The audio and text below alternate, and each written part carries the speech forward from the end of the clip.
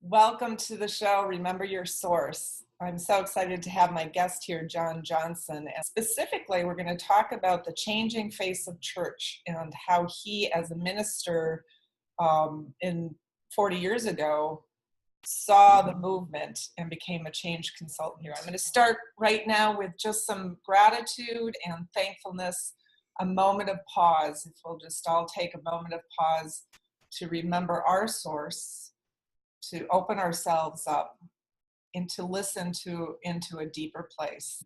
And I'm excited to start this dynamic dialogue with you, John. So Me John, too. start telling us a little bit about your background. I've always been so impressed with who you are. Well, stating it simply, I suppose, I entered into the church at a time when Time Magazine, I remember, had a cover story called "Crunch in the Church," and it was about all the stuff that was kind of exploding with parishioners, children running off to Canada, and various things like that. And so it was quite a baptism by fire in a way for me. And so I was involved with change before I ever chose to be involved with change. You know, it just happened all around me. And it was a time also where I was partnering with another pastor, the senior pastor. I was a punk kid kind of junior pastor. And so this was also an opportunity of relating two different generations of ministry in our work together and with the people in the church who were accustomed to kind of a calm, pious Lutheran church at one time. And all of a sudden it was becoming more ruffled and in the midst of pretty significant change. So as I remember it, my wife and I lived in a parsonage not very far from the church.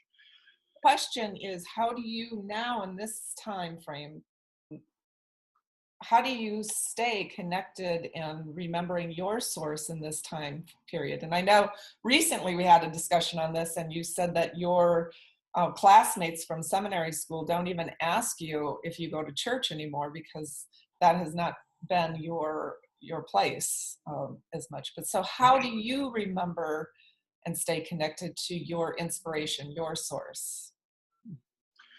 One of the things is to I'll start with the word that you started our meeting with today, gratitude. Yes. I try to remind myself all the time, daily anyway, what I really ought to be grateful for, if whether or not I am at that moment. Yeah. And I am also looking at how all the time as to how things could be made better, or at least what seems better to me. And so that conflicts a bit with simply being aware of and being grateful for all the wonderful things that are happening with me and around the community and broader. That's one. Yeah. I actually pause to pay attention to what I'm grateful for on a regular basis. I am, and part of remembering source energy, I created a mindful moves game called Your Wise Move. And so I just picked a card for us to discuss as the first phase of remembering your source. And I think this is so appropriate from knowing you, John. But name a family belief you were raised with. How does that influence your current reality? Okay, well, I'll tell you one quick story. I had a wonderful mother and father, but my mother was a great mentor in many ways. She was a country school teacher for 50 years. And she created learning environments, which is a lot of what I have based my own work on. When she died, and she was 78 years old at that time, had just stopped doing some country school teaching with another person at that point. But what I remember was in the middle of that week, she died on a Friday, and on Wednesday night she called me up, and among other things, she said, "So what have you done this week?" Yeah. And what she meant by that was, how have you made the world better this week? Yeah. So, I love that. That's a good story. The next question I picked: how do we investigate or explore with questions our concerns, and turning our concerns into questions? yeah. I know as a consultant, you and I, we're both consultants in organizations. We live by our questions. And at Arthur Andersen, I was told in my young years as a consultant, I was only as good as my questions. Wow, yeah, that's great. Right. And now as a consultant. And so the point that I have learned along the way is when there's an issue, when there's stuck something, to turn it around into a curiosity and turn it into a question. It helps to change, that blocking energy, that feeling of it's fixed, being able to move it and open it up. So I know you are great at asking questions. I also know you had a lovely upbringing where they were always asking you the big questions about the universe, and how to think that way. That was one of the ways I remember us having a discussion. But you want to talk a little bit about questions and how this helps you stay connected to source? I was just looking at that this morning. I looked up some things on where that term came from, and the timing that it popped on the scene, and the thing that it pertains to, which is how the universe we have now discovered expands on a constantly. Yes. And it's mind-blowing for me to think of the universe getting bigger and bigger, and now they are even talking about multiverses. So it's not just a universe. Anyway, that's all. It gives me a headache in a way just to think about it. Well, but it also opens things up dramatically when I think of that versus some of the little problems or issues that pop up. I think, that's a good context for the rest of what I deal with. Yeah, absolutely. And it is, I think, again, it's an example of how our consciousness expands in the form of our consciousness expands, and then our physical reality expands. Yeah, that's right. And, it's a challenge. We didn't really know much about what we were just talking about until the 1920s or so. And people like Edwin Hubble, along with Einstein and others, opened things up for us to see that. And then, spiritually speaking, what does that say about that is kind of the context for our spirit, and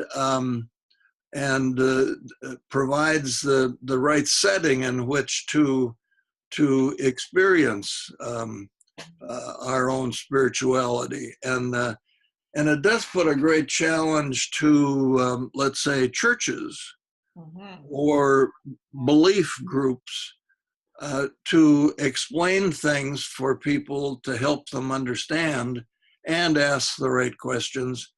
When the context doesn't stay someplace, it just gets bigger and bigger and bigger all the time. So it's a real, and today we talk a lot about tribalism versus what do we call it, universalism or globalism. That's what we call it. Right. And tribalism really is what relates to the history of church groups and faith groups. In fact, we're quite proud of how our tribe is better than the next guy's tribe, so to speak, right? Right. So that's, I mean, that's we experience that on a daily basis now, even if we're not conscious of it. Absolutely. And we talk about churches diminishing in size. There's kind of the crux of that. Yeah, and that's a good question. That's a good example of how it's the changing face of churches. But when it comes into that tribal kind of mentality, Right. Fighting for their territory, that's that opportunity of turning that into some questions and curiosity Yeah. of how we're operating in those ways and how we're causing separations and delineations between people rather than getting to that global aspect of understanding the whole and how we're operating in the whole. Yeah. Yeah. And I just want to use one illustration of the dramatic change regarding what we're now talking about.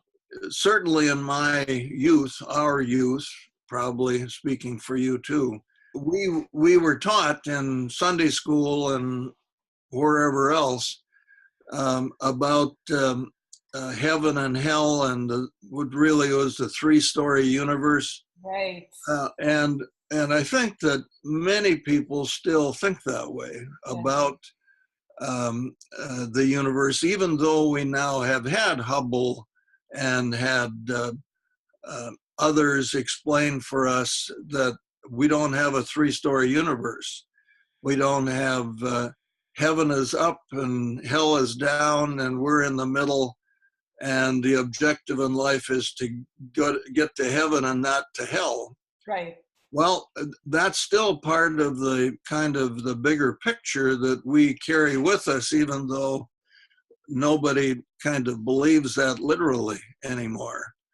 And it's a real stretch to be able to utilize scripture and things written centuries ago to guide us, which it does amazingly effectively considering the changes, but it's still a real stretch to be able to relate our own spiritual understanding to the reality of the world around us. So I don't know, I'm hearing myself talking kind of big language there, but.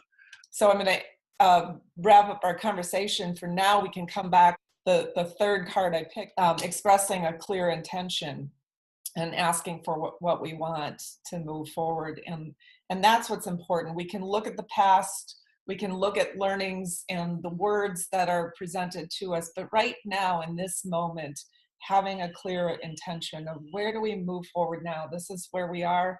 This is how we move it forward. So with that, what would you like to say? What would you like to ask for? How to stay connected to source? What I really hope for at this point is that we, speaking as people within some belief organization or a church, that we can be open enough to accept a variety of insights about this and not be judgmental about them, not be blind to them and feel threatened by them even, but to be open to it. And it probably means being open to the source, to use your word. Yeah. Being open to the source. I just got chills on that, by the way. And that's part of the electricity. I mean, I actually, feel the movement in my body. Cool. That was a really nice way to end with this source energy, where we can